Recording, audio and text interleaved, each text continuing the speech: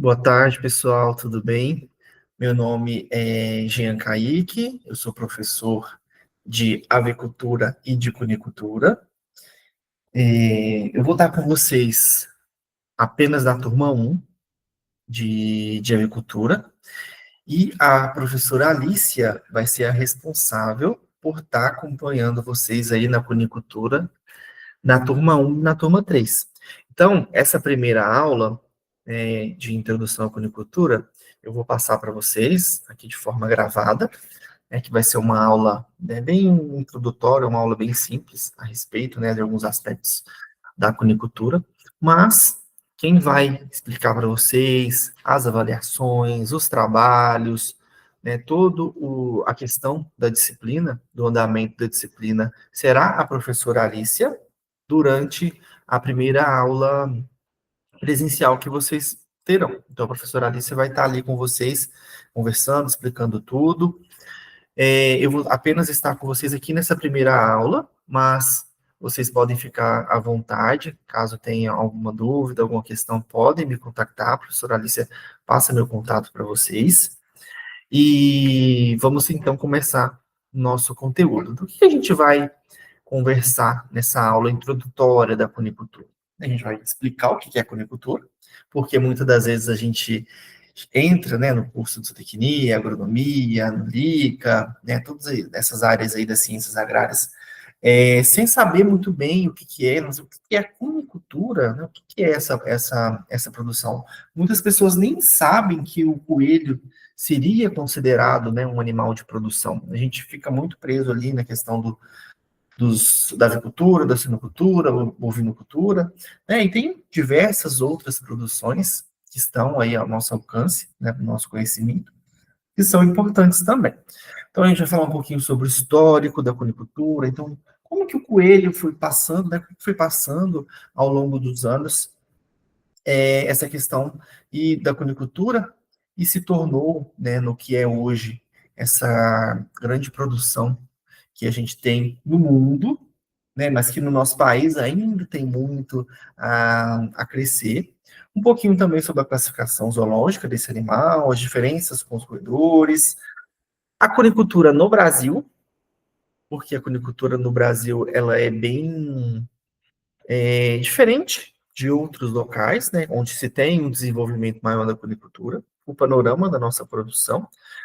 E aí a gente vai falar um pouquinho de um aspecto muito importante, que são os benefícios da cunicultura. Então a gente vai ver que o coelho é um animal extremamente versátil, onde a gente se aproveita quase tudo da espécie, e finalizando aí com os desafios e as perspectivas da cadeia cunícola.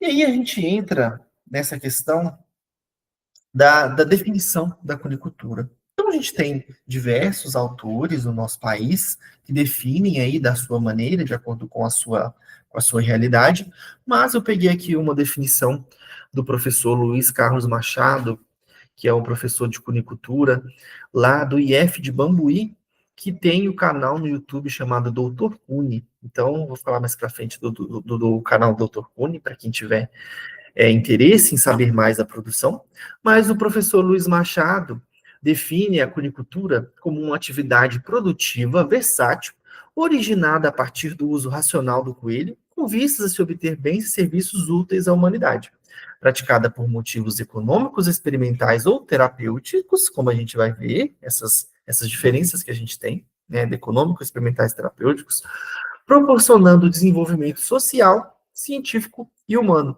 respeitando o meio ambiente e principalmente, gente, hoje em dia, os preceitos do bem-estar animal. Mas, de forma geral, se a gente for definir a cunicultura, nós podemos aí falar que seria a produção racional desses animais, com vistas a gente fornecer esses bens que a gente comentou, fornecer carne, fornecer pele, fornecer pelo, fornecer outros subprodutos que nós vamos comentar, fornecer animais para uso pet, para uso terapêutico, como a gente vai comentar da coelhoterapia, diversos outros produtos que a gente obtém da cunicultura, que permite o produtor obter algum lucro com isso. Então, a gente não pode esquecer que quando a gente tem uma cultura, por trás dessa produção, existe ali um produtor rural, uma pessoa que se dedica né, nessa atividade, que, né, que tem ali, está ocupando todo o seu dia a dia, a sua vida, para fornecer algum tipo de proteína, algum bem, algum serviço, utilizando esse animal. E a partir disso, obter o seu ganha-pão, né, obter a sua fonte de renda para suas necessidades. Então, nós temos que também ver o lado do produtor rural. O que a gente vai fazer como profissionais da área das ciências agrárias? Auxiliar também o produtor, tentar melhorar a qualidade de vida desse animal, melhorar o bem-estar animal, melhorar a nutrição desse animal, para que esse animal consiga produzir mais em menor espaço de tempo, garantindo, assim, maior lucratividade para o produtor. Então, esse é um dos enfoques que nós como profissionais da área de ciências agrárias, temos que nos atentar. E se a gente pegar um coelho e mostrar para vocês? Pessoal, o que vocês acham que seria, né? Como que você definiria um coelho? Ah, professor, um animal bonitinho, com as orelhas grandes, fofinho, branquinho, né? A gente ainda tem muito atrelado a cunicultura a essa questão, né, da Páscoa, essa questão aí da alta fertilidade, que nós sabemos que o coelho tem. Mas a cunicultura não é só isso, pessoal. A cunicultura ela vai muito além. Nós vamos conversar aqui sobre os bens e os serviços que a cunicultura oferece, são diversos. Então, o coelho não é só esse animal bonitinho que a gente pode ter em casa, que come cenoura, que come verdura. Não. São animais que podem ser altamente produtivos, vai depender de como que a gente vai manejar esse animal, né, de como que a gente vai produzir esse animal, e isso aí vocês vão aprender ao longo do curso, né, não vai ser uma aula só que a gente vai conseguir passar tudo isso, mas a gente vai ver alguns aspectos.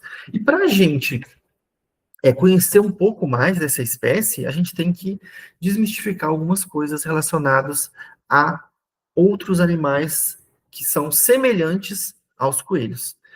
Por exemplo, um porquinho da Índia, chinchila. Vocês vão ver na aula de nutrição que muitas das vezes até as próprias empresas elas fazem esse confundimento. Por quê? Nós oferecemos aos coelhos, muitas das vezes, uma ração que a gente chama de ração única. Então, o que é essa ração única? A mesma ração que a gente utiliza para um porquinho da Índia, para um chinchila, a gente utiliza também para os coelhos. E nós sabemos que as necessidades nutricionais de cada espécie varia muito, é muito distinta. Né? Os coelhos, na fase de gestação, ele tem uma necessidade, na fase de lactação, ele tem outra, na fase de crescimento, ele tem outra. Então, são diversas exigências, né, desses animais que muitas das vezes as fábricas de ração não atendem. Então, nós temos que ter essa diferenciação das diferentes espécies. E aí a gente começa, então, falando um pouquinho sobre essas características desses animais. Vocês vão ter, na parte, lá no setor, vocês vão ver, né, vocês vão ter uma aula aí de índices, vocês vão ver a questão das fichas zootécnicas, nas fichas a gente tem também algumas características, a gente mostra a questão das raças desses animais, algumas características, né, morfológicas desses animais, mas temos aí algumas questões. Os coelhos, eles têm orelhas grandes, olhos nas laterais da cabeça, incisivos que não param de crescer, que a gente vai comentar mais para frente, patas fortes, audição e olfato muito desenvolvido. Por quê, pessoal? Porque os coelhos, eles são presas, né? Então eles estão ali na cadeia como uma presa. Então, as características desse animal é de tentar fugir dos seus predadores. Então, eles vão sempre estar nesse lugar de presa. Então, esses lauros laterais da cabeça para tentar fugir, olfato muito bem desenvolvido. Então, essas patas fortes para ter maior rapidez. Então, são algumas características interessantes nestes animais. Outra questão também muito importante é relacionado à dentição desse animal. Então, uma diferença que ele tem dos roedores é que eles possuem 4 dentes incisivos na parte superior, na arcada dentária superior. E nos roedores é somente 2. E um fator muito importante, que esses animais, esses dentes, tanto os 4 incisivos superiores quanto os 2 anteriores, eles não param de crescer. Então, eles necessitam de desgaste contínuo. E como que a gente faz esse desgaste? Por meio do oferecimento de rações de qualidade. Ou seja, a ração de coelho, vocês vão ver que ela não pode ser uma ração farelada. Porque esses animais, além de uma questão respiratória, que a gente pode estar, né, quando sem ter rações fareladas, por eles terem essa questão dos lábios bipartidos, né, eles são deporídeos, e eles podem, essa ração farelada pode ocasionar problemas respiratórios desse animal. Ele pode respirar esse pó dessa ração farelada e ter alguns problemas respiratórios. E a outra questão da gente utilizar esse pellet, o pellet é o quê? É uma ração que passa por um processo de aquecimento e depois ela vira nessa ração, nesse formato mais durinho, que facilita esse desgaste natural do dente. Além disso, vocês vão, quando vocês forem visitar no setor, vocês podem prestarem atenção que nós temos em algumas gaiolas uma espécie de enriquecimento ambiental que ajuda também nesse desgaste, que é o quê? É uma tampinha de vinho, aquelas borrachinhas, aquelas tampinhas mesmo de vinho, aquelas rolhas, que nós fazemos algumas adaptações e colocamos na gaiola para o animal estar ali fazendo esse desgaste contínuo desse dente que não para de crescer. Então, isso que a gente também tem que se atentar. A classificação zoológica do animal. Então, eles são do reino Animalia, né? Felichordata, classe Mammalia, são mamíferos, ordem Lagomorpha, a família Leporidea, como a gente comentou, o gênero Ornitholagmus e a espécie Ornitholagmus cuniculus. Então, vocês vão ver que eles são espécies diferentes das lebres. Então, a gente tem algumas diferenças dos coelhos e das lebres. Principalmente, vamos comentar alguns. Os coelhos, eles nascem com olhos totalmente fechados. As lebres nascem com os olhos abertos, nascem com pelos. Os coelhos não, eles são desprovidos de pelos. Vocês vão ver que esses animais, a gente está sempre com renovação do plantel, então as visitas que vocês vão fazer no setor sempre vai ter lapros, vão ter coelhas em gestação, coelhas em lactação, então vocês vão conseguir ver isso na prática. Os coelhos, né, eles são muito sensíveis quando a gente está trabalhando com eles nessa fase inicial de lapros, porque eles são totalmente dependentes da mãe. Então, olha, eles nascem com os olhos fechados, sem pelos, né? Eles são bem ali, sensíveis às variações da temperatura, do ambiente. Já as lebres, não. Olha para vocês verem, elas já nascem com pelos. Elas têm, a gente tem a questão da gestação de 30 dias no coelho, na lebre, uma gestação um pouco maior. Por quê? Porque ela tem essa questão, né, das lebres, elas já nascerem ali com os pelos, com os olhos abertos, então ela precisa de um tempo maior de gestação. O número de láparos nos coelhos de 7 a 15, né, mas esse 15 aí é um número de coelhos altamente desenvolvidos, geralmente a gente trabalha ali com 8 a 10, e de láparos nas lebres de 1 a 4. Por que isso? Porque no coelho, gente, a gente teve um melhoramento, a gente teve uma domesticação, a gente teve um processo de seleção que garantiu que esses animais fossem mais produtivos. A lebre não. A lebre é um animal rústico, um animal que está ali, né, não é um animal que a gente cria em cativeiro, é um animal de vida livre, um animal silvestre. Então, a gente não teve esse melhoramento, essa domesticação, igual a gente teve com os coelhos. O coelho tem a carne branca, que é uma carne mais semelhante com a carne de frango. Já a lebre tem essa coloração mais avermelhada, que significa que é o quê? Que é um animal, né, de caça. As coelhas, elas fazem ninhos subterrâneos para o parto. Então, é muito importante que na aula de reprodução vocês vão ver isso, que antes da coelha estar parindo, a gente auxilia ela a estar fazendo o seu ninho. Por quê? Porque a coelha, gente, ela na natureza, ela faria uma toca totalmente protegida.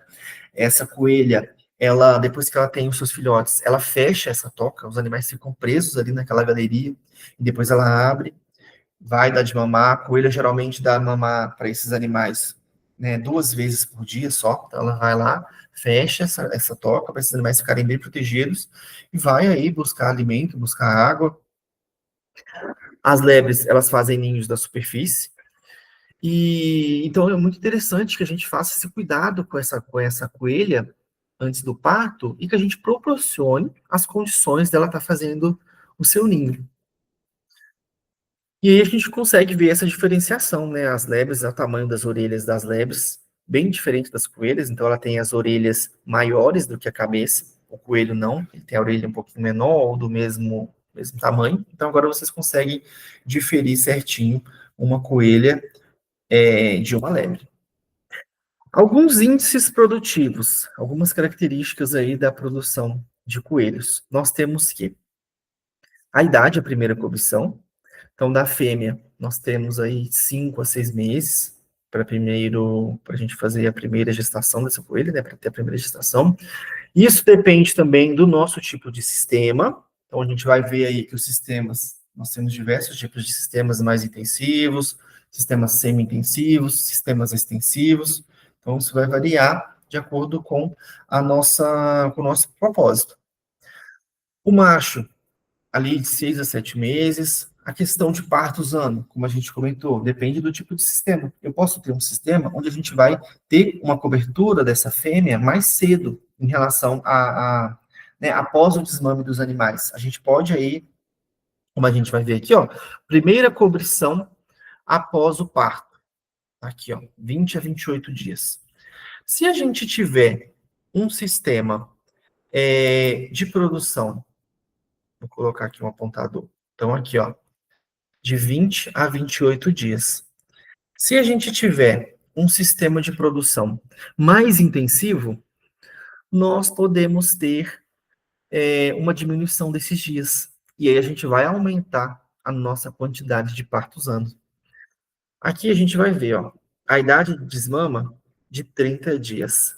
E a idade, aqui eu não coloquei, mas a idade, o tempo de gestação também é por volta de 30 dias. Então, se o ano tem aí, né, 12 meses, aí a gente tem que ir fazendo os cálculos, né, vai depender da nossa intensividade de produção. Então, no nosso setor, por exemplo, a gente faz o desmame um pouquinho mais tardio, em 35 dias, 40 dias, né, depende do peso desse animal também. Geralmente a gente realiza pesagens desses animais semanalmente, e aí esse animal, para a gente desmamar ele teria que ter no mínimo ali 500 gramas. Né? Geralmente ele está ali com 500 a 600, depende também da quantidade de animais que a gente tem nessa coelha, como a gente comentou aqui, ó. Ela pode ter de 8 a 10 láparos, porém, pode desmamar de 6 a 7. Por quê? Porque a gente tem uma mortalidade aí nessa produção. A gente ainda, como a gente comentou, depende muito da matriz. Não é igual à suinocultura, à avicultura, onde a gente tem uma alta tecnificação da produção, então a gente oferece ali temperatura adequada para o pintinho, o escamoteador para os leitões. Então, a acuicultura não. A gente depende dessa troca de calor, dessa proteção da mãe. Vocês vão ver na parte de reprodução que se a gente não auxiliar essa coelha na hora antes, né, auxiliar ela na questão da montagem do ninho, ela pode parir fora do ninho e a gente perde todos os animais. E aí, toda essa questão, né, que essa questão da cobrição, da gestação, todo esse custo que a gente teve, vai por água abaixo. Então, são cuidados muito especiais que a gente tem em cada fase. Taxa de fertilidade, olha aqui para vocês verem, 70 a 90%. Então, é uma taxa bem alta, né? Se a gente for comparar com outras produções. Idade do abate, 70 a 80 dias. Vai depender também do peso do abate. Aqui eu coloquei 2, mas aí está por volta de 2,5 já, 2,2 quilos, né, com peso de carcaça de 1,2, então a gente tem na conicultura um rendimento ali por volta de 55, em raças mais específicas, né, mais produtivas, dependendo do cruzamento que a gente fizer com essas raças, a gente obtém aí um rendimento até de 60%. Uma relação macho-fêmea de 1 para 10, a gente pode até diminuir essa relação em sistemas menos intensivos, a gente pode colocar mais macho, para a gente não demandar tanto desse macho, não desgastar tanto esse animal. Uma conversão alimentar. Então, o que que é a conversão alimentar? Vocês já devem ter visto isso em alguma das outras produções. Conversão alimentar é o que esse animal comeu de alimento, de ração, e o que que ele transformou em peso vivo. Na conicultura, a gente vai ter um processo muito específico, que é a secotrofagia, desculpa, até eu erro, secotrofagia. A gente vai ter esse processo, que é o que? Vocês vão ver na parte de nutrição, que é um reaproveitamento dos nutrientes. Então, o coelho, diferente de outras categorias, ele necessita de uma alta quantidade de fibra na dieta, e ele faz esse aproveitamento dessa fibra. Então, essa fibra que esse animal come, ele vai transformar em energia também. Então, a gente tem essa questão da conversão alimentar, que pode ser um pouquinho alta em relação a outras produções na avicultura. Vocês vão ver que hoje em dia a gente está trabalhando com conversões aí até de 1,5, né? Então, 1,5 quilo de ração para 1 quilo de peso vivo, mas é porque o frango de corte passou por um processo intensivo de seleção. A gente tem um alto consumo, né, da carne de frango, diferentemente da carne de coelho. Então, na cunicultura, vocês vão ver que a gente está trabalhando ainda com raças. A gente não trabalha com linhagens como na suinocultura, como na avicultura. Então, a gente está ainda em crescimento. Em países da Europa, da Ásia, já se tem linhagens de coelhos, né, que são animais mais produtivos, mas na cunicultura ainda não. Então, a gente ainda tem esses gargalos ainda a se superar. Outras características dele. Apresenta uma arcada dentária com 28 dentes, 5 pares de tetas, né? Pode ter aí questão de 8 a 10 tetas no totais. São animais multíperos, como a gente comentou, né? Podem ter aí ninhadas de até 15 láparos, crescimento e multiplicação muito rápido, apresenta olfato e paladar muito desenvolvidos, relacionado àquela questão que a gente comentou, dele ser uma presa, nascem sem pelos. Então, aqui para vocês verem como que os coelhinhos nascem. Totalmente, né, sem pelos. Imagina, se a gente tiver em um local onde esse animal onde ele tem aí altas temperaturas ou baixas temperaturas. Então, esse animal aqui, ele está totalmente dependente dessas oscilações. Então, a gente faz o quê? Auxilia na formação do ninho. Esse aqui não está mostrando, mas geralmente esses animais aqui no ninho, eles vão estar totalmente cobertos com o pelo da mãe. Porque a coelha, né, antes dela parir, ela já tira os pelos da barriga e já deixa aqui. Então, ela já vai fazendo o seu ninho com os pelos dela. E aí, fica uma alta quantidade de pelos aqui, até para vocês verem os animais depois no setor, vocês vão ver que vai estar tudo cheio de pelo aqui em cima deles. Outra característica desses animais, as cores. Então, os coelhos, eles têm diversas pelagens, né, diversas cores, além das cores que a gente conhece, como branco, cinza, preto, né, eles possuem diversas outras cores. Né, a gente tem animais holandeses, animais rotote, o animal tam, animal arlequim, siamês. Então, são diversas outras características no material de raças que vocês podem ter um conhecimento a mais. Lá no setor também a gente tem algumas cores. Então, quando vocês forem observar a ficha desses animais, com as informações dos índices zootécnicos, as informações que a gente faz ali no dia a dia, vocês vão ver que também tem a questão da pelagem. Em relação à anatomia, eu já até falei anteriormente que a principal diferença que a gente tem dos coelhos é em relação ao seco desse animal, altamente desenvolvido. Não, que não, tá o slide não. Mas esse animal, quando a gente compara com outras categorias, a gente consegue verificar isso.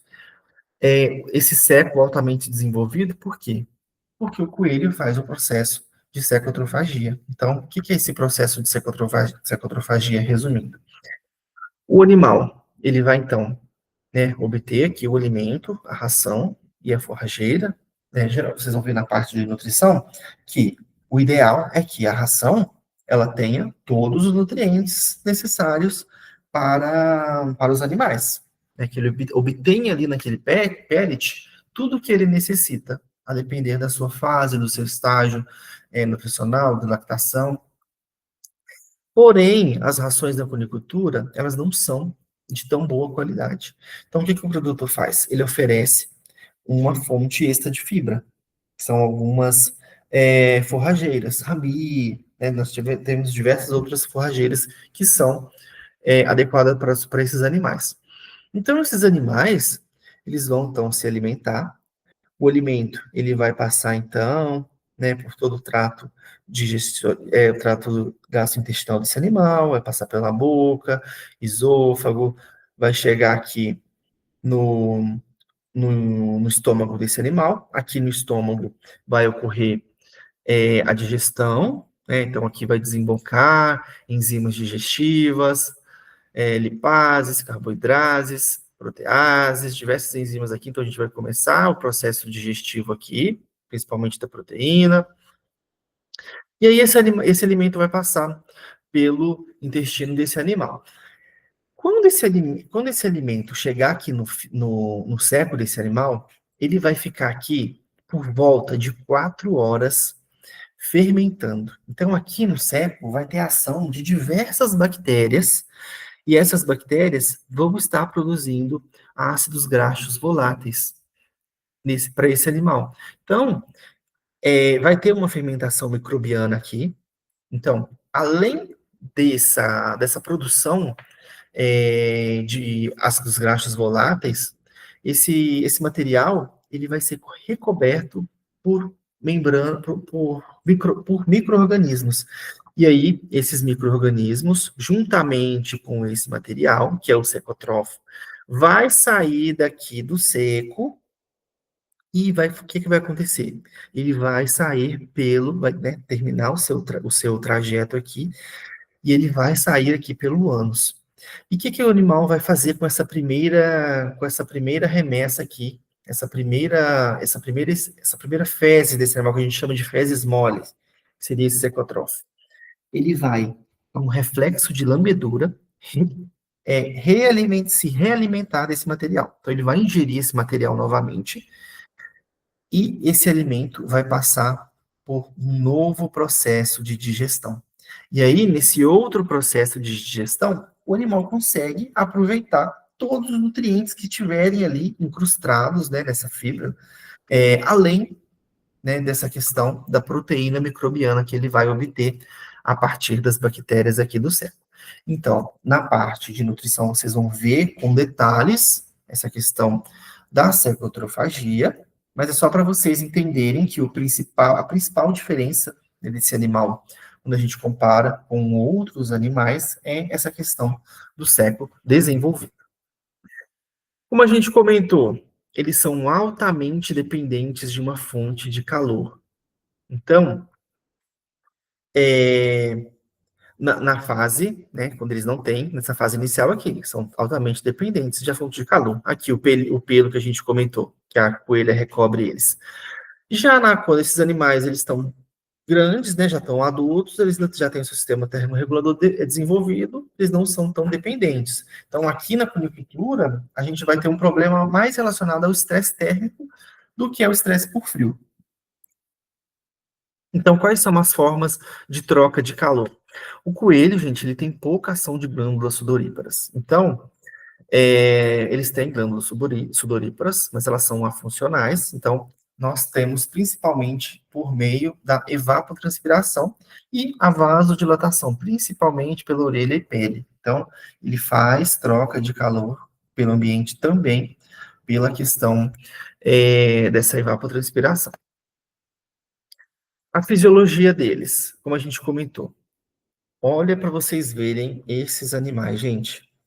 Olha aqui, esse animal que está fora do ninho. São animais, gente, que se esses animais permanecerem aqui, eles vão morrer. Eles são altamente dependentes de cuidados nesses primeiros dias. Vocês vão verificar, isso aqui é no primeiro dia. Com 3 dias, vocês vão ver que já vão estar cobertinho de pelo. E aí já vai melhorando a situação. Mas nesses primeiros dias a gente tem uma alta mortalidade se a gente não tiver os cuidados necessários com esses animais. Por quê? São cegos, surdos, sem pelos, olfato, né, então são totalmente dependentes dos cuidados. E quando esses animais são adultos, a gente já tem aí uma audição super desenvolvida, né? Pela aquela questão que a gente comentou. São presas, tem esse instinto de fuga. Olfato, tato, bem desenvolvidos também. E aí, pessoal, a gente entra na questão da história da cunicultura. Então, acredita-se, né, que esses animais, eles tenham se originado há cerca de 45 milhões de anos e tiveram origem aí no oeste europeu. Então, principalmente ali na região da Espanha, né, de Portugal, acredita-se que tenha se originado os coelhos ali.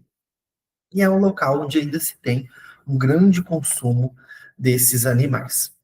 E esses animais, como a gente comentou, eles têm uma simbologia aí em relação à Páscoa, nos signos do zodíaco, no horóscopo, principalmente relacionado à sua reprodução. Então, os coelhos, eles são símbolos de fertilidade, como a gente comentou. A coelha, ela pode ter aí 10, 12 animais, 6 vezes por ano. Então, são animais, gente, que se a gente tiver, né, todos os cuidados que vocês vão ver durante o curso, eles são altamente produtivos. Como a gente comentou, em relação à domesticação desse animal, olha aqui para vocês verem. Os cães são os animais, né, que tiveram a primeira domesticação, cerca de 20 milhões de anos. Uma coisa interessante que eu esqueci de falar com vocês, pessoal, é que em relação às raças, os coelhos, em relação à diversidade de raças, os coelhos eles só perdem para os cães. Olha que interessante. Nós temos aí diversas raças, vocês vão verificar que nós temos aí raças anãs, raças gigantes, raças de coelhos médios, raças de coelhos anãs. E aí, dentro dessas raças, a gente tem uma diversidade de variedade, de pelagens, de cores, de texturas. A gente tem pelo mais curtinho, pelo mais longo, pelos médios. Então, o coelho são animais, né, que extremamente versáteis em relação à sua pelagem. Então, a gente vai ver que isso influencia também a questão da aquisição desses animais, né? Esses animais eles eram muito buscados pela sua beleza, pela sua exuberância, pela sua diversificação em relação a essa pelagem. Então, aqui, os coelhos, eles então foram os últimos animais a serem domesticados, quando a gente compara o quê? Galinhas, cavalos, suínos, caprinos, bovinos, ovinos. Então, aqui a gente consegue verificar essa linha cronológica, né, durante os anos. Então, os coelhos, eles foram domesticados há cerca de 2.000 anos atrás, né? Então, será que isso tem relação com o consumo dessa carne hoje em dia, dele ter sido domesticado recentemente, quando a gente compara os outros animais, pode ter relação, né, pessoal? A gente vai ver que o consumo de carne de coelho, principalmente no nosso país, é baixíssimo. Então, essa domesticação, ela pode ter sido, sim, um fator relacionado a esse baixo consumo. Nós vamos verificar que os principais dados científicos que a gente consegue trabalhar, né, o principal histórico que a gente tem da conicultura mundial é desse autor aqui, ó, o francês François Lebas, que ele é um ícone da conicultura mundial. Então, quando a gente trabalha com a conicultura, nós vamos entrar em algum trabalho do professor Lebas. Ele sempre, né, em relação à construção da cadeia cunícola, o professor Lebas é uma das referências que a gente tem.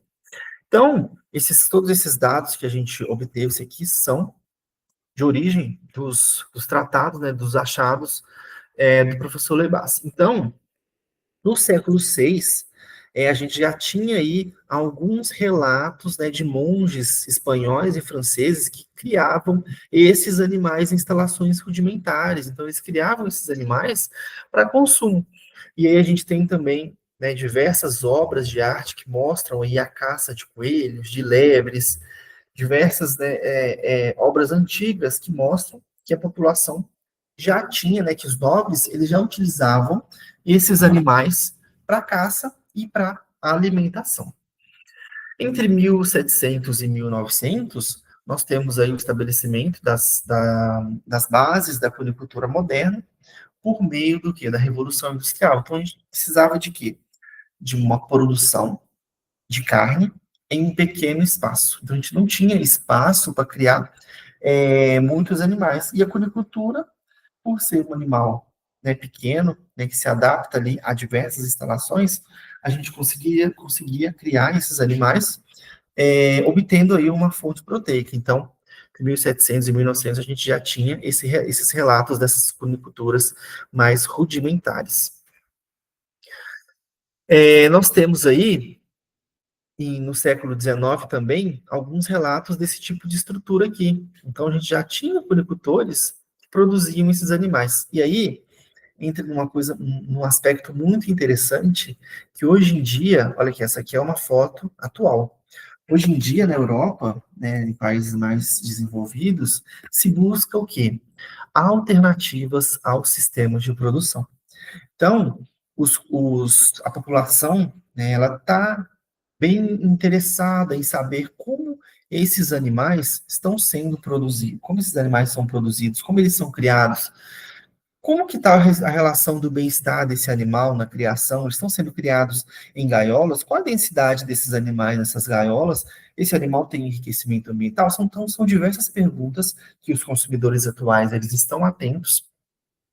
E aí é um gatilho para a gente estar buscando outras formas de produção. E aí a gente consegue voltar lá no tempo nessas produções rudimentares. Então, a gente está tendo aí um retrocesso, não em relação à produtividade do animal, mas sim em relação a tirar esses animais dessas gaiolas, que a gente vai comentar aqui mais para frente, e colocar esses animais em sistemas mais alternativos que proporcionem esses animais a terem um repertório comportamental maior. Em relação aos índices zootécnicos, né, antigamente, nós tínhamos aí ninhadas menores, ó, de 6 láparos, o desmame maior, né, 56 dias, como a gente comentou, o desmame depende do sistema de criação, então a gente conseguiu diminuir o desmame, 3 a 5 semanas para fazer a recruza desse animal, como a gente comentou, em sistemas intensivos, em 10, 15 dias, os produtores já estão fazendo novamente essa cobertura, e aí a coelha, ela vai ser um animal lactante, com seus filhos ali, e gestante ao mesmo tempo. Aí vocês imaginam a exigência desse animal em nutrição, em ambiência, e aí entra o papel, né, do zootecnista, do veterinário, do agrônomo, do profissional das ciências agrárias, para estar atuando aí no bem-estar desse animal também. Então a gente vê que a gente teve um ganho, se for comparado ao século XIX com os animais atuais, em relação a esses índices zootécnicos. E aí entra naquele aspecto que a gente comentou, a questão da diversidade dos animais. Então, os coelhos, por conta dessa questão da pelagem, dessa variedade que a gente comentou, ele era muito utilizado como animais, além da carne, da obtenção desse alimento, como animais de coleção. Então, animais que se tornariam logo depois animais pet. Antigamente eram os animais de coleção. Ah, não, então eu coleciono. Eu tenho branco, eu tenho cinza, eu tenho laranja. Então, são animais diversificados. E aí entra aquela questão que a gente já comentou. Um ponto muito importante também em relação ao histórico da cunicultura é relacionado à inserção do vírus da mixomatose. Então, como que foi essa questão dessa inserção do vírus da mixomatose? Por volta aí de 1859, houve a introdução de coelhos na Austrália. E essa introdução desses coelhos, né, esses animais, eles obtiveram nessa região um grande desenvolvimento, né, um grande crescimento, porque eles tinham ali um ambiente adequado, temperatura adequada, alimentação, todos os aspectos propícios para a reprodução desses animais. E aí houve o quê? Um desequilíbrio ecológico.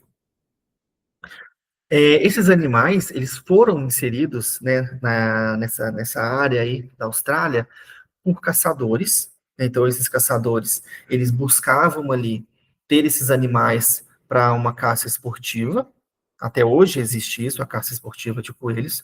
Então eles soltaram esses animais para eles se reproduzirem e depois os caçadores irem lá atrás desses animais para ter, né, esse esporte, né, essa caça esportiva. Porém, como a gente teve toda essa questão desses animais estarem em um ambiente propício para a reprodução, houve um houve um boom dessa reprodução desses animais. Os caçadores, eles não conseguiram controlar esses animais, ficou fora do controle, e aí acontece o quê? Um desequilíbrio ecológico. Esses animais, eles não tinham predadores naturais, porque esses animais, eles não eram animais endêmicos dessa região. Então, não tinham animais que predassem os coelhos, os caçadores não conseguiram fazer esse controle, e aí houve esse desequilíbrio ecológico, esses animais, eles começaram a invadir a agricultura, acabar com lavouras, e aí a população teve que fazer a inserção do vírus da mixomatose, que na aula de sanidade vocês vão ver um pouquinho mais, mas que é uma doença que ela pode dizimar populações de coelho. E aconteceu isso, né? Houve essa inserção desse vírus, conseguiram fazer um controle, porém houve o quê? Uma resistência de alguns animais. Então esses animais, houve essa resistência a esse vírus da mixomatose. Alguns animais sobreviveram, continuaram a se reproduzir, então hoje em dia ainda existem essa resquício desses animais, né, nessa região, e aí houve a construção de um muro, né, como está aqui na foto.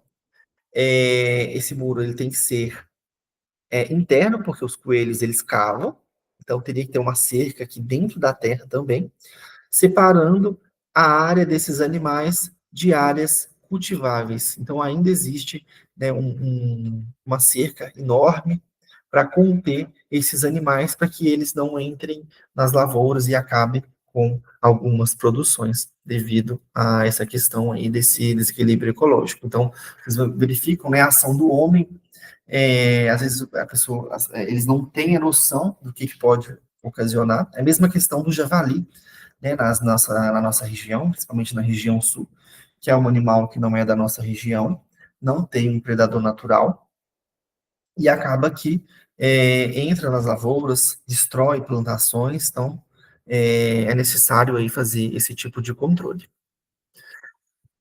Outro aspecto que a gente comentou, lembra da questão que a gente comentou dos sistemas alternativos? Então, no século XX, a gente tinha sistemas parecidos com esses daqui. Essa foto aqui é de um criatório, né? Não é uma foto da época, mas nós éramos semelhantes a esse tipo de sistema aqui, que é semelhante ao sistema de frango de corte, em galpões, né, em boxes, e a gente fazia uma criação desses animais.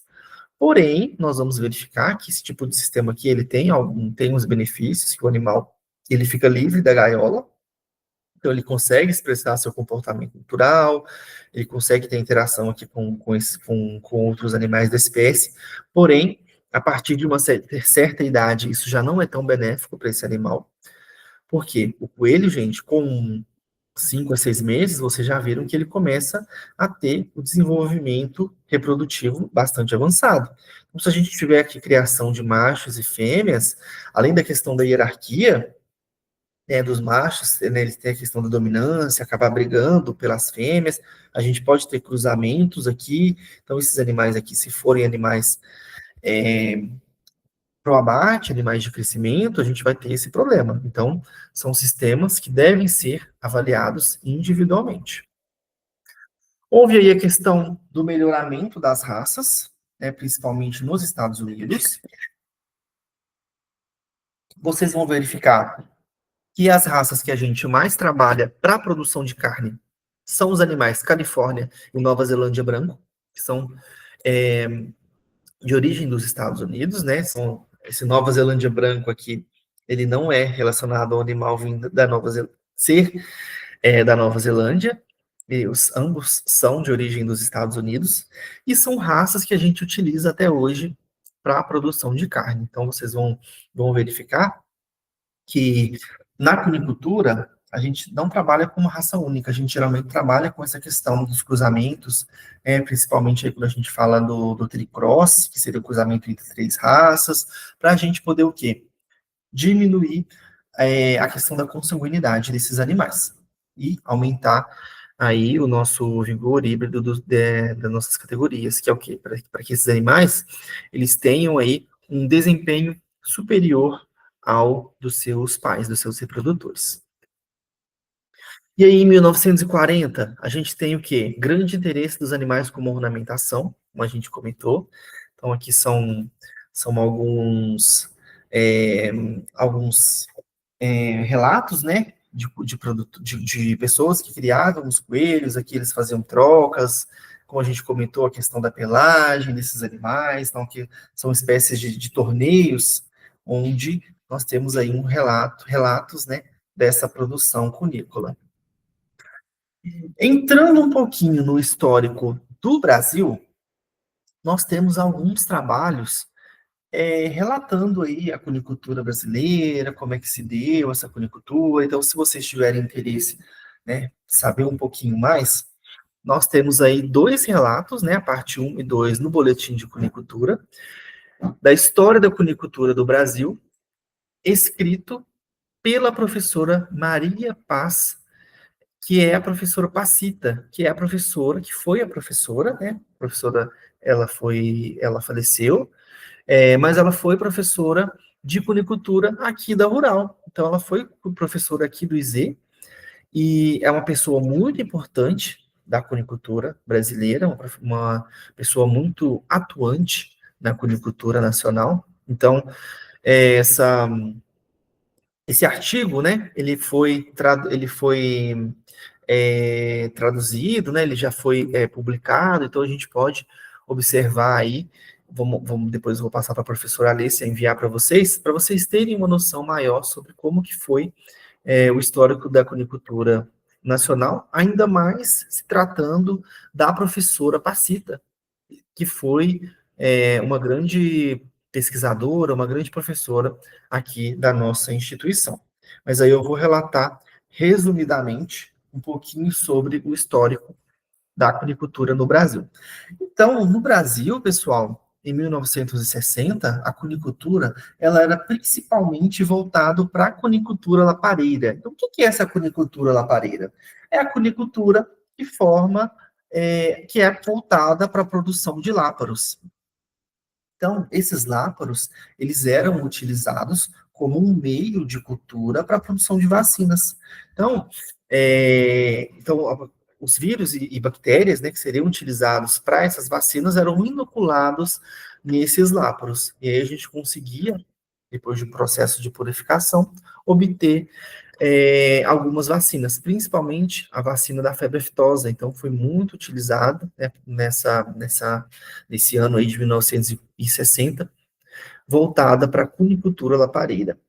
Em 1970, a gente teve aí a questão do incentivo para a exploração para carne, então a gente tinha a cunicultura lapareira e também foi buscado aí a exploração para carne. E em 1980, um incentivo maior para a exploração de lã, que no caso é voltado para a produção do animal angorá. Então vocês vão ver que para a produção de lã, para a produção de pelo, a única raça que a gente tem é a angorá. Então, essa raça aqui, esse animal aqui, ele tem um tamanho desse pelo maior, pode chegar até 15 centímetros, e aí a gente consegue fazer, né, a tosquia desse animal, o cuidado que a gente precisa ter com esse animal aqui para a produção dessa lã. Em 1977, a gente tem aí a realização do primeiro Congresso Brasileiro de Cunicultura, que ocorre até hoje, né? Então a gente tem esses relatos aí dessa organização. Temos também aí, 1985 a 1988, uma questão muito importante na cunicultura, que é o quê? É o programa Nosso Coelho. O que foi esse programa Nosso Coelho? O programa Nosso Coelho foi um programa do governo do estado de Paraná, que era um incentivo né, as cooperativas de coelhos, né, os produtores de coelhos se juntarem em uma cooperativa, e o governo, ele incentivava essa produção de carne. Então, houve um grande investimento, né, tanto na obtenção de genética, na questão de nutrição, esses produtores eles se juntavam para obter, para comprar, né, rações mais baratas, o governo ele estava incentivando nessa, nessa produção, porém, essa, esse programa não durou muito tempo. Ele durou aí por volta de 3 anos, né? Houve aí um grande crescimento, a gente consegue verificar aqui, ó, cerca de 600 mil matrizes alojadas e 2 toneladas sendo produzidas por ano de carne de coelho. Então, esse boom que obteve-se, né, com o programa Nosso Coelho, ele não foi para frente, principalmente relacionado ao baixo consumo de coelho. A gente vai verificar, coloquei aqui para vocês, que o consumo em carne de coelho, ele é 0,08 quilos por habitante ano. Saiu um resultado, uns dados aí da Associação Brasileira de Proteína Animal em relação à carne de frango, por exemplo, por volta aí de 45 quilos 45 quilos de carne por habitante ano. Então a gente consegue verificar essa diferença, né, da carne de frango e da carne de coelho, desse alto consumo que a gente tem na carne de frango e esse baixo consumo que a gente tem na carne de coelho. E isso foi um dos motivos do programa Nosso Coelho não ter dado certo. E aí esse programa acabou falindo.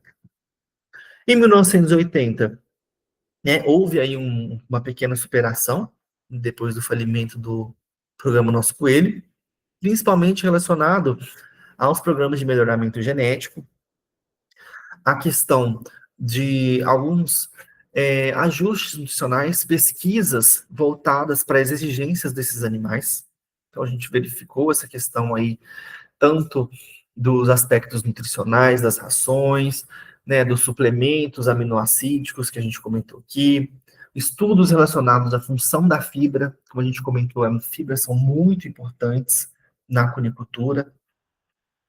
A questão da inseminação artificial se iniciou por volta dos anos 90, e a questão do maior controle zootécnico. Então, vocês sabem, quando a gente tem essa questão desse maior controle zootécnico, a gente consegue melhorar a nossa produtividade. E aí a gente teve aí a questão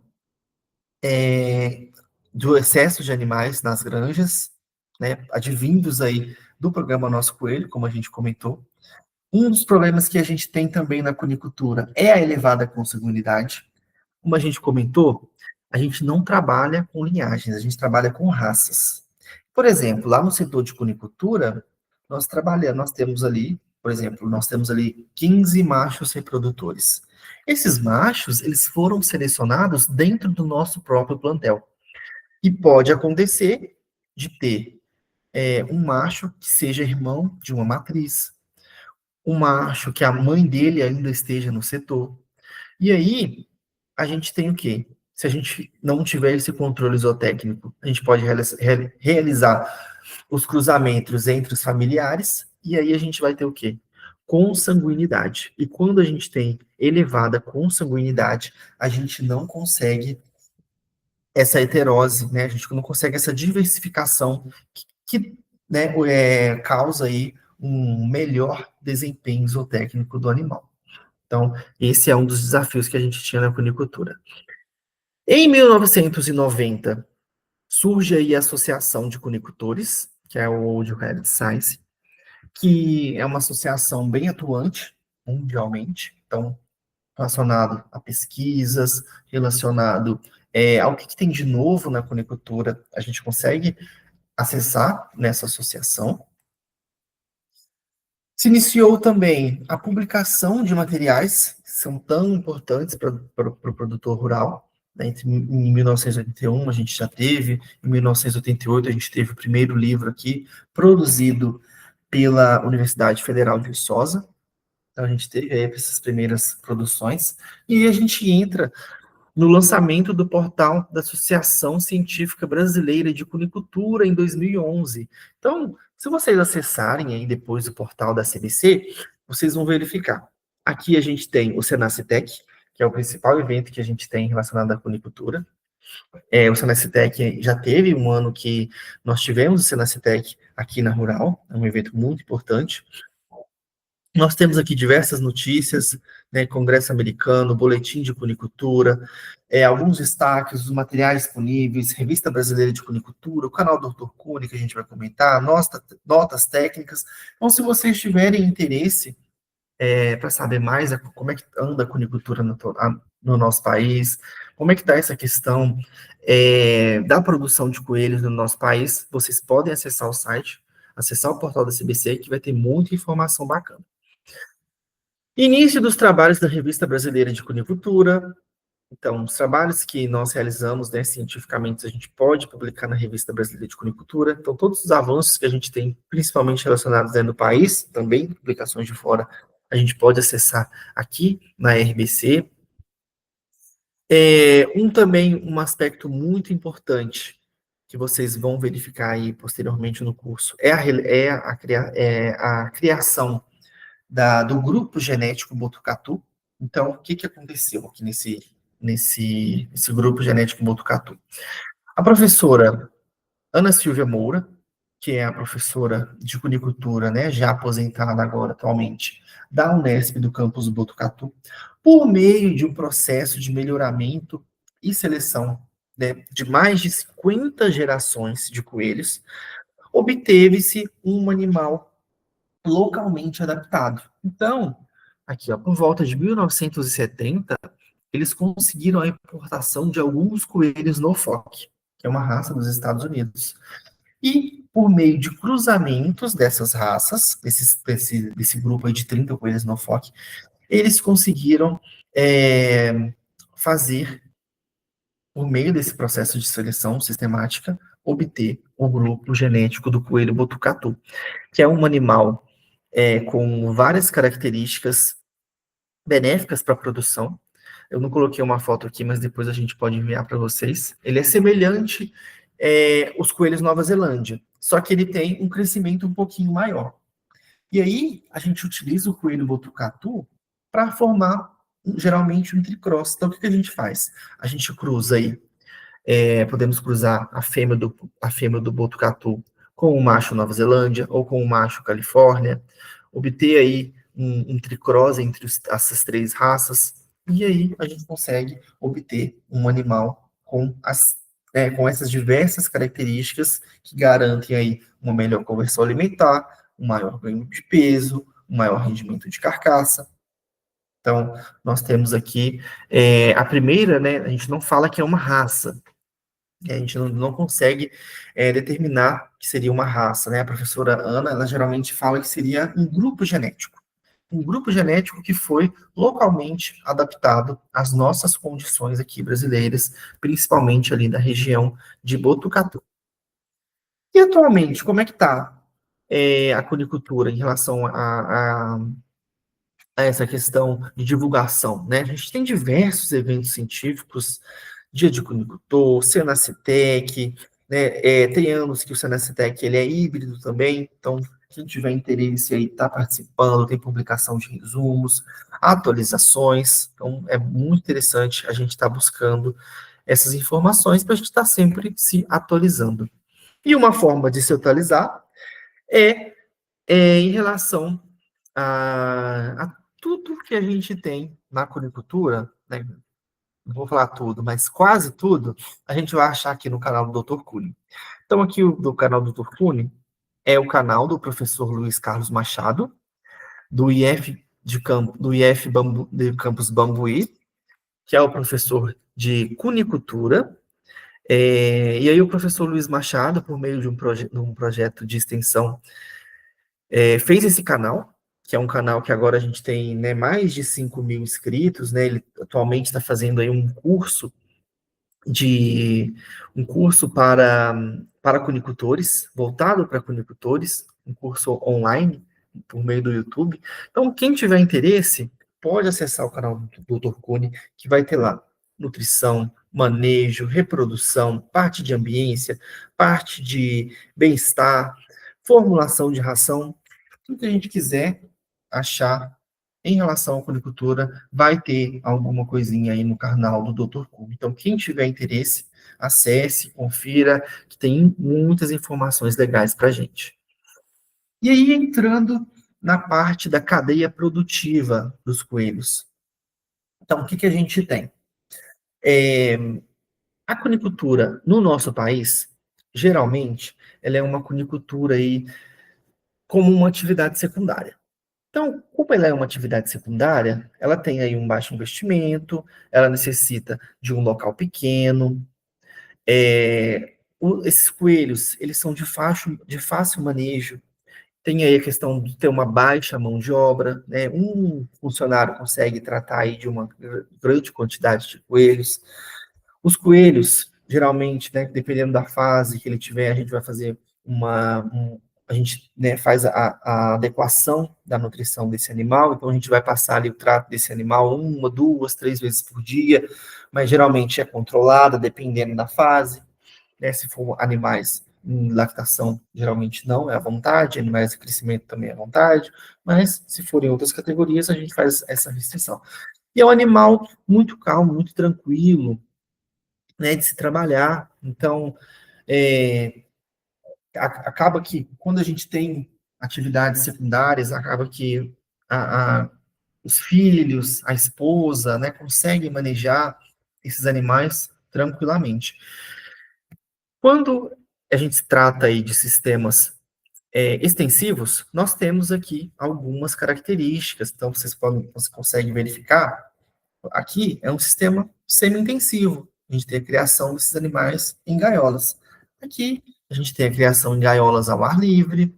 Aqui são outros tipos de gaiolas, outros tipos de sistema. Então a gente vai verificar que a gente pode ter, então, sistemas intensivos, semi-intensivo, extensivos. Geralmente aqui no nosso país a gente se enquadra aqui nesse semi-intensivo. Esse aqui geralmente seria um sistema semi-intensivo também, que ele tem que, mesmo sendo uma produção fora de um galpão, ele ainda tem um controle zootécnico pelos animais estarem nas gaiolas. E a gente tem produções altamente intensivas também, que seria aqui na produção das cuniculturas, principalmente na Europa e na Ásia. Então, vou passar um videozinho mais para frente para vocês verem. São sistemas altamente tecnificados. Então, a gente tem comedouros automáticos, bebedouros automáticos. A gente tem esse sistema aqui, que é o sistema parking, sistema de parques, onde os animais eles têm diversos tipos de enriquecimento ambientais. Temos essas plataformas elevadas aqui, onde os animais eles podem se esconder aqui embaixo e eles podem ficar aqui em cima também. Então, são cuniculturas mais modernas, onde se tem um controle ambiental. Vocês podem ver aqui que são totalmente fechadas, então que ele tem o controle da iluminação, da ventilação, da temperatura, da umidade. Então, aqui a gente tem a otimização das condições também, da mão de obra, aqui para vocês verem uma cunicultura europeia. Aqui já é uma cunicultura chinesa, moderna também, totalmente automatizada. E aí, temos também a questão dos desafios que a gente tem na cunicultura. Então, pessoal, como a gente comentou, na Europa, essa notícia aqui, ó, que até em 2027 vai haver o banimento da utilização dos coelhos em gaiolas. Então, buscar formas alternativas, buscar outros tipos de sistemas onde a gente retira o animal da gaiola também é essencial, principalmente nessa produção europeia. Aqui é mostrando a diferenciação da produção, né, da estrutura mundial, da Europa e Ásia. Então, o que é? Na Europa e na Ásia, a gente obtém um maior consumo dessas carnes. Então, a gente for poder comparar aqui, ó, em 1988, 40% da produção mundial era na Ásia e 48% era na Europa. Hoje em dia, a gente já vê que a Ásia tomou conta, ó, 73% da produção de carne de coelho é de origem asiática. Então, a gente vai verificar, ó, o consumo per capita da carne de coelho, a gente vê que é baixíssimo em alguns locais, principalmente aqui no Brasil, ó, 0,08 quilos de carne por habitante. Quando a gente vê aí alguns países europeus, a gente verifica, né, um consumo um pouquinho maior.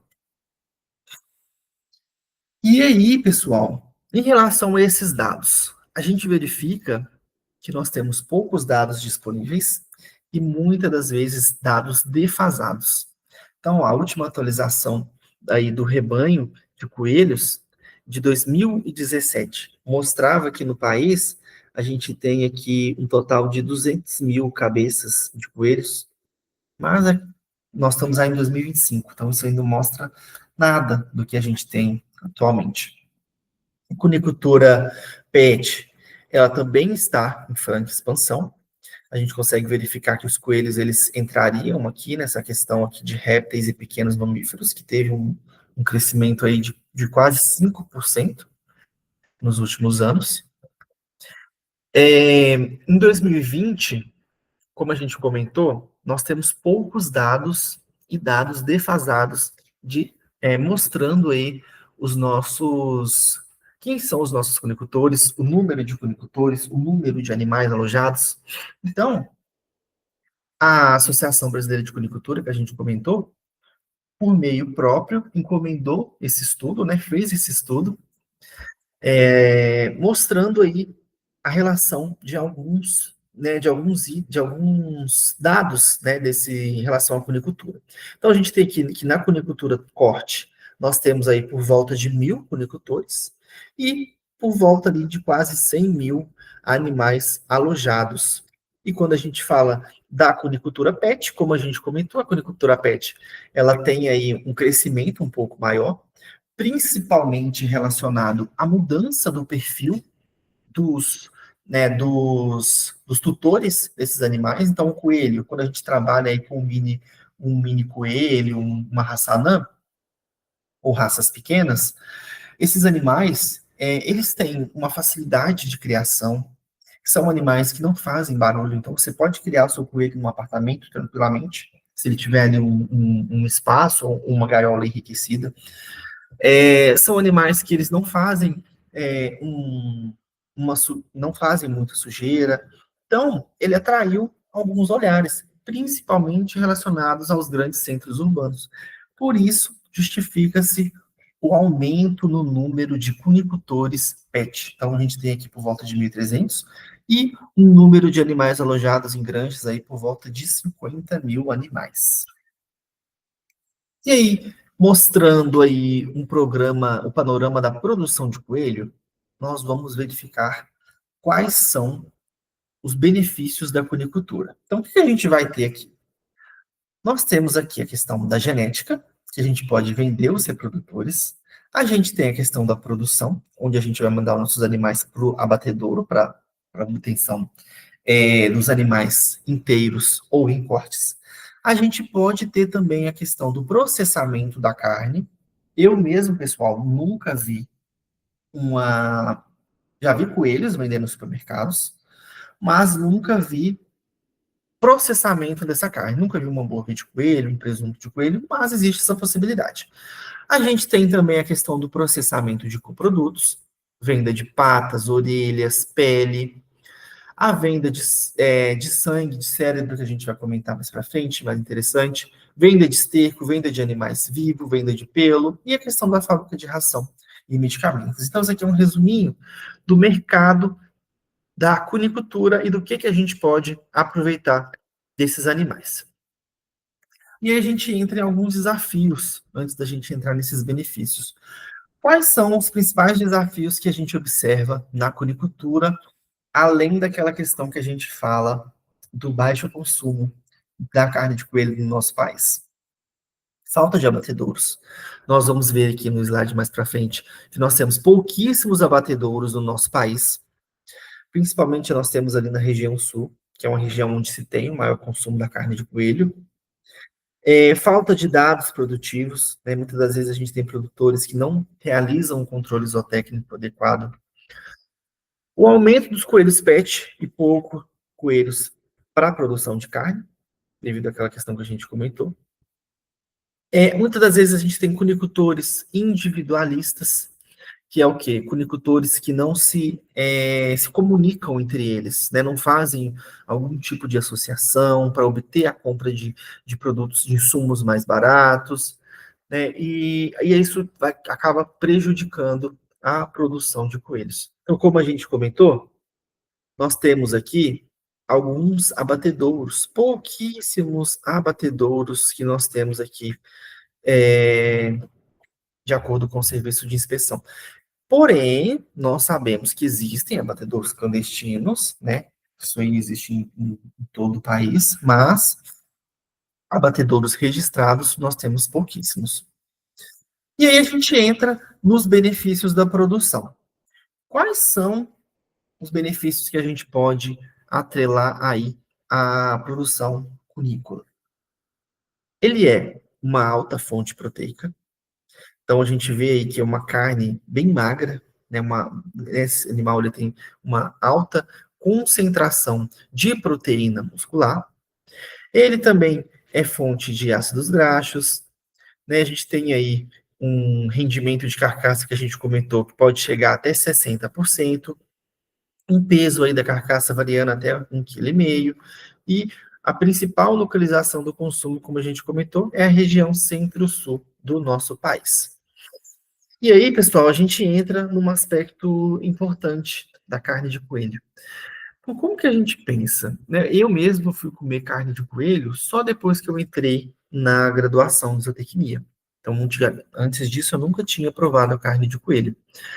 E questões principalmente relacionadas a preço, né? Então a gente pode observar aqui, ó, o coelho ele varia ali de 30, R$ 35, R$ 40 o quilo da carne. Nós temos aí a questão do custo, né? Principalmente aí essa alta do preço é relacionado ao tempo de produção, que é um pouquinho variando aí de 75 a 90 dias.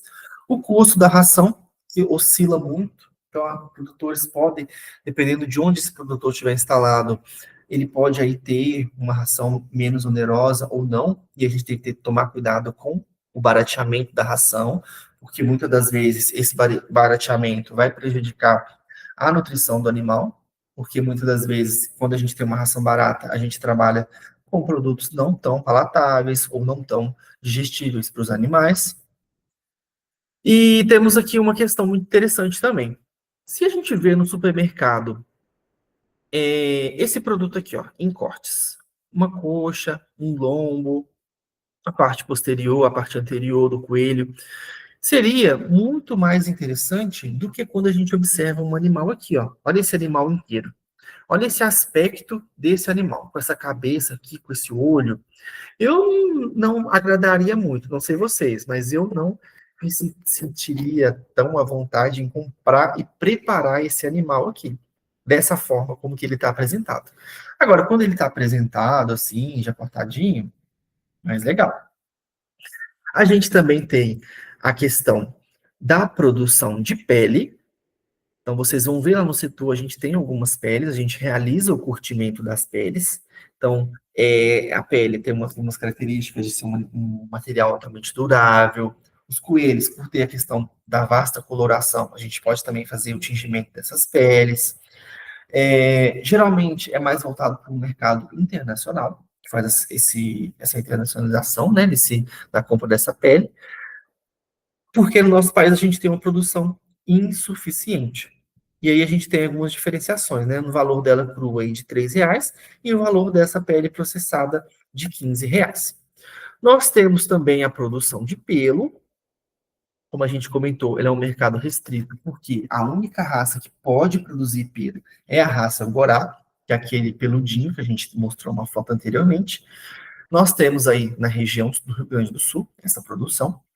Porém, nós precisamos ter um cuidado intensivo com esses animais. Então, o que a gente precisa? Pentear esse coelho, geralmente são as fêmeas, né, que a gente utiliza, pentear essa coelha para o pelo não embolar, fazer a tosquia. Então, é um mercado altamente restrito. Outro benefício que a gente tem na cunicultura, produção de esterco. Se a gente for comparar aqui, ó, o NPK do coelho com ave, com suíno, com ovino, com bovino, a gente vai ter aqui, ó, uma alta produção de nitrogênio, uma alta quantidade, né, de fósforo, uma alta quantidade de potássio. Então, é um esterco de altíssima qualidade. Temos também a produção de reprodutores, então são animais ali que são selecionados, como a gente comentou, no nosso plantel. Nós fazemos ali feito o desmame dos animais, colocamos ele na parte de terminação. A gente vai ter que fazer uma renovação do nosso plantel, das nossas matrizes, dos nossos reprodutores. Então, o que a gente faz? A gente faz uma seleção, meio de vários aspectos, que eu não vou ficar aqui falando para vocês, com formação de cabeça, aprumos, diversos outros aspectos, seleciona um animal e esse animal vai voltar para o nosso plantel, ou a gente pode vender ele como um reprodutor. Então, se ele tiver boas características, a gente pode fazer essa venda também. E aí a gente tem um valor agregado. Olha aí, ó, pode variar de 50 a 200 reais de cada animal. Nós temos o setor de fábrica de ração. E aí a gente tem aquela questão que eu comentei com vocês. Geralmente, a gente trabalha com rações únicas. E qual que é o prejuízo dessas rações únicas? Elas não atendem às determinadas fases de produção do animal. Então, na fase de lactação, a fêmea está o quê? Como a gente comentou, ela pode estar gestante e lactante. Essa fêmea, ela necessita de uma quantidade de proteína, uma quantidade de energia, diferente de uma fêmea vazia. E aí, quando a gente dá uma ração única, essa fêmea aqui, ela pode estar, a fêmea lactante, ela pode estar ali em defasagem, a sua exigência, e a fêmea gestante pode estar ali com uma quantidade de nutrientes que vai ser excretado, que ela não utilizaria. Então, a gente fica nesse desbalanço em relação a essas categorias. Outro benefício, como a gente comentou, aqui a gente comentou nessa essa relação aí da porcentagem de proteína entre as fases, né, de 13% a 14%. Nas fases de reprodução, a gente precisa aí de 17%. Os animais em manutenção, um pouquinho menos. E aí a gente fica nesse desbalanço. Outro benefício que a gente tem, subprodutos da cunicultura. Então, na cunicultura, a gente não vai desperdiçar quase nada. Então, o que a gente tem?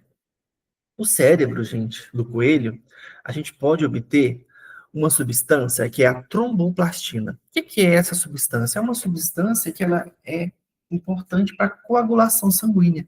Então, a indústria farmacêutica, ela utiliza esse cérebro para produzir essa substância aqui, que é uma substância anticoagulante, utilizada em medicamentos. Outra questão é sangue para cultivo de culturas, orelhas, perna e patas e rabo como petisco para animais carnívoros. A gente vê que a questão dessas dietas, né, de coelhos, de gatos, tem pessoas, né, tem consumidores que utilizam esses petiscos, né, como uma forma de enriquecimento ambiental, enriquecimento nutricional para esses animais, então a gente pode utilizar também. Patas como chaveiros, brinquedos, urina como fixador de perfume, vísceras são utilizados para rações e graxarias, que é o quê? Farinha de carne e ossos, farinha de vísceras, farinha, né, diversos outros farinhas que a gente tem. Farinha de carne, farinha de ossos. Animais de laboratório. Então, o coelho ainda é utilizado como animal na indústria farmacêutica. Houve aí recentemente a proibição da utilização de coelhos como animais para testes em cosméticos. Então, esses animais, eles não podem mais ser utilizados em cosméticos, porém, para medicamentos ainda são utilizados. Então, a gente pode produzir animais para esse tipo de teste também. E aí a gente tem uma questão importante também, que é o ativismo radical. Então, diversos ativistas, né, eles entram em coelhários, né, já teve algumas notícias que esses ativistas, eles invadem coelhários para tentar resgatar esses animais, né, pessoas que não concordam com esse tipo de produção. que acham que esses animais, por serem criados em gaiolas, eles não têm, eles estão sendo maltratados, mas a gente sabe que não é assim. A gente pode ter sistemas semi-intensivos, intensivos, onde os animais eles têm o seu bem-estar atendido. A gente busca alternativas para melhorar a qualidade de vida desse animal. Então, nós temos ainda essa questão desse ativismo radical. A assistência técnica é um dos desafios que a gente tem na cunicultura. Por quê? Ela é inexistente na cunicultura. Vocês já ouviram falar aí das ATEGs, né, do Senar, para avicultura, para suinocultura, para bovinocultura, mas para cunicultura a gente não tem. Então, são poucos profissionais que a gente tem especializados para dar assistência a um produtor, né, para dar algum curso, algum treinamento, e a gente sabe que isso é essencial. Então, esse é um dos gargalos que a gente tem na cunicultura. Outro aspecto muito importante também, que é um dos benefícios que a gente tem na cunicultura, que é a coelhoterapia. Então, a gente conhece, né, a, né, a utilização de equinos para terapeuta, né, para fins terapêuticos em pessoas com necessidades especiais, ou até mesmo em creches, escolas. Então, a gente tem também a coelhoterapia.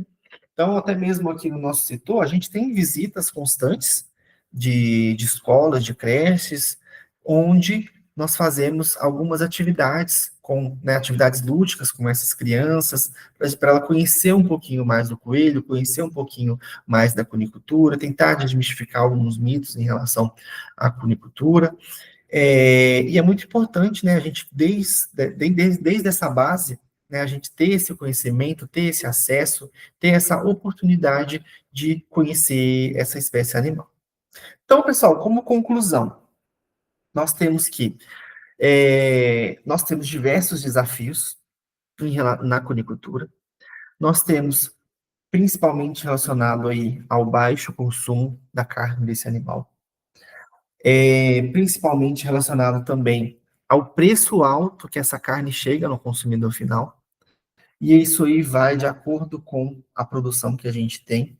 E aí também está relacionada à questão do abatedouro que a gente falou, a questão da falta de especialista, a questão da falta de conhecimento, né, desses produtores em relação a essas necessidades nutricionais que a gente comentou, falta de incentivo a essa atividade. Então, são diversos fatores que a gente colocou aqui, que a gente pontuou, que vocês aí vão aí também pensando, vão pesquisando, e durante o curso vocês vão analisando aí um pouco mais sobre a cunicultura.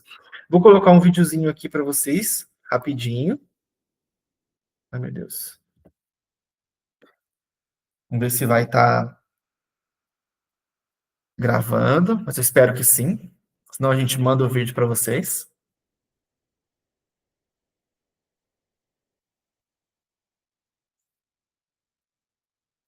Esse aqui é um sistema asiático, pessoal.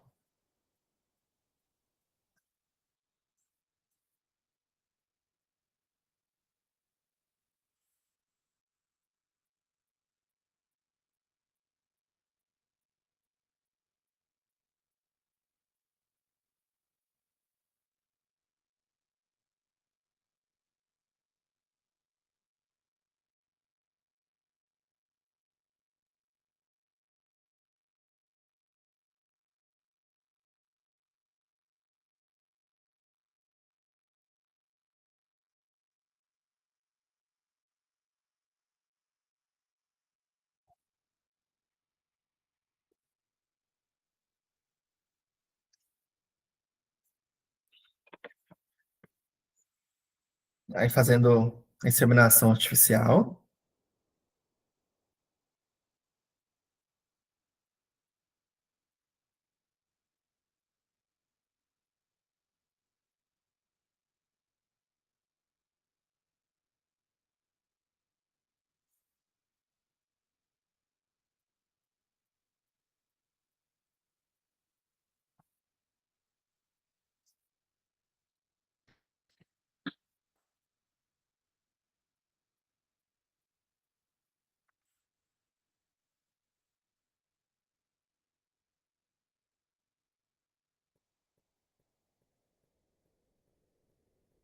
controle de excretas.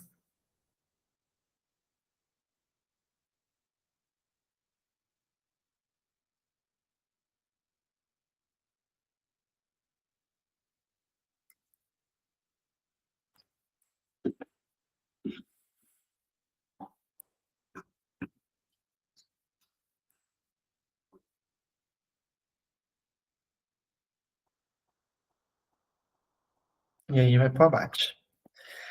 Pessoal, uma indicação aí de estudo para vocês relatarem aí os benefícios da conicultura que a gente comentou, para vocês entenderem. E caso alguém tenha alguma dúvida, tenha alguma questão, vocês podem ficar à vontade. Minha sala é junto com a da professora Alice, ali no DPA, aqui meu contato. E espero que vocês tenham aí um bom aproveitamento aí do curso de vocês. Vocês vão estar junto com a professora Alicia, junto com o pessoal da conicultura, e o que precisarem, estamos à disposição. Pessoal, muito obrigado.